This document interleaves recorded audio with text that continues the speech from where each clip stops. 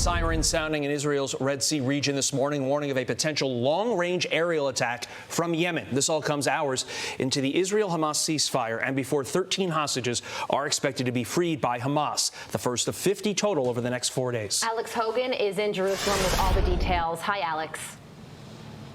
Hi, Carly and Todd. We are about 5 hours into this ceasefire and just less than 4 hours from when we are expecting to see these hostages start to come home. What will happen? We're learning more that they will go to the Hatzerim Air Base here in Israel. From there, they will be transferred to other hospitals. Now, in terms of what all of this means for the military moving forward, starting really just several hours ago, what we will see from the military is that there will be no military action in Gaza, no attacks, no advancements, and that Israel will continue to hold its intelligence on the ground, but again, it will not move forward. And Hamas has said that Israel will need to halt all air traffic over northern Gaza from 10 a.m. until 4 p.m. each day and stop air traffic altogether over the south entirely. Israel has also dropped leaflets in southern Gaza urging Palestinians to stay there. Now, for those who are still in the north, there is this one main corridor that does remain open, according to the IDF, for people to flee from the north to the south. Now, we did see smoke rising just before the truce. One rocket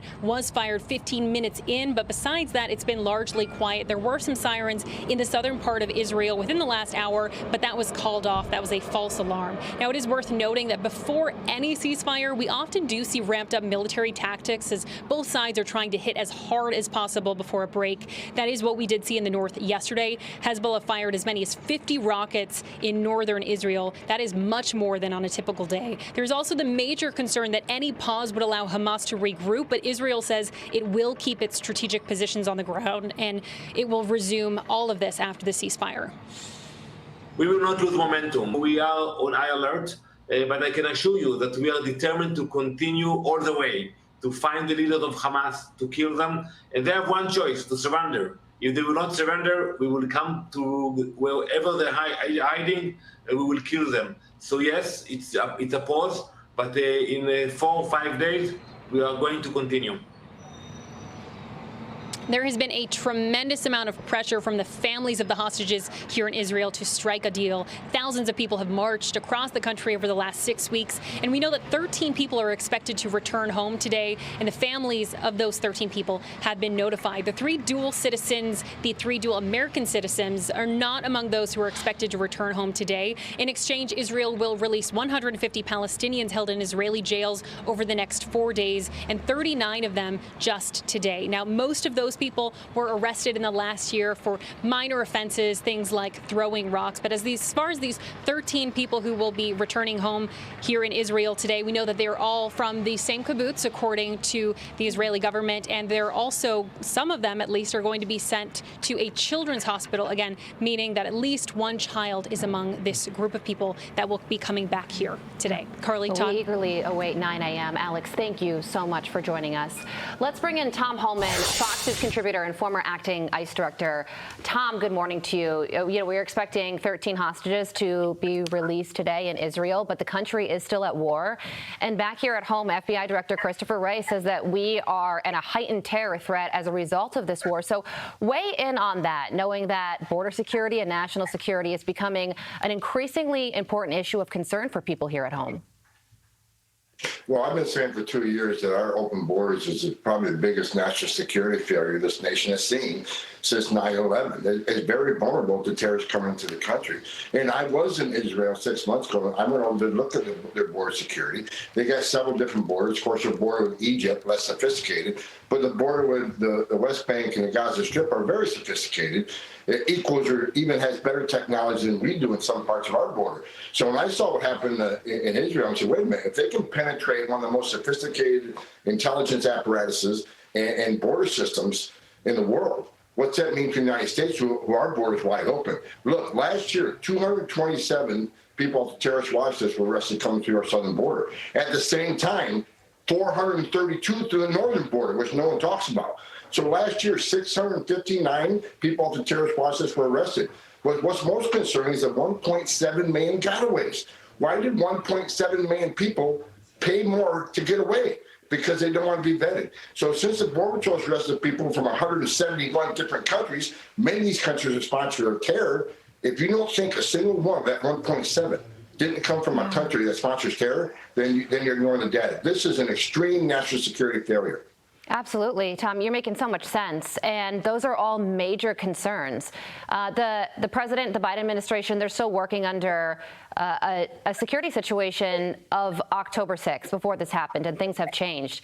Even before this, releasing that many possible terrorists into this country was concerning, but now even more so. Why do you think, really, the Biden administration hasn't changed their strategy?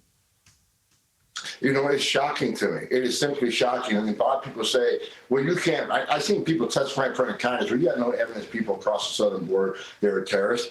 Look, I don't know how many terrorists across the southern border, but I don't believe that number is zero. And here's the reason why. After 9/11, we created all these different databases to try to prevent what happened on 9/11. People getting a visa to come here and do harm. Someone getting a plane ticket to do us harm. So we created the visa security program, which has prevented thousands of people from getting a visa. We found information, derogatory information of background. We got the TSA no-fly list. We got the FBI screening database, and they all work great. But what terrorist is going to put himself in a position to be vetted through these different systems when he can simply get to Mexico, pay a little bit extra money, and be one of the 1.7 million gotaways? Yeah, absolutely. The southern border is a path of least resistance for anybody who wants to come to this country to do us harm. And the northern border is even more of a threat. Yeah. Well, listen, you mentioned the southern border and Mexico. There is a major news story out of Mexico today. Authorities just arrested one of the leaders of the Sinaloa cartel.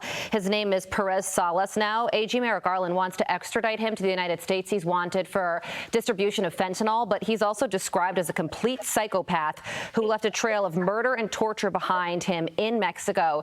Do you think he will get extradited, and why is that important?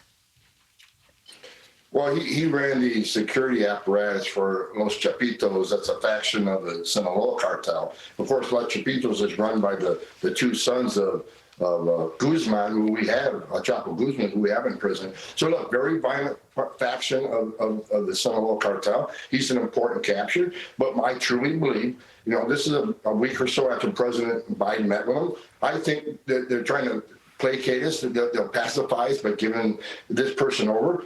They obviously knew where he was all the time to capture him so quickly. Yeah. I think they're trying to, pacify us. They're not. Look, the country of Mexico is not going to dismantle the criminal cartels in Mexico, and the reason why is because much of the Mexican government and military are corrupt, and that's just a stone cold fact. So I'm not saying the whole government, I'm not saying the whole military, all law enforcement, but a large portion is. It's going to take the United States of America. It's going to take a president like President Trump to come into office and take the cartels up. We're going to need our intelligence apparatus. We're going to need our special operations. The only people that can end the cartel in Mexico and save American lives is the United States of America. There you go. Well. Politics gets involved in everything, even capturing murderous members of drug cartels. Tom, thank you for joining us. Appreciate it, as always. Have a good day.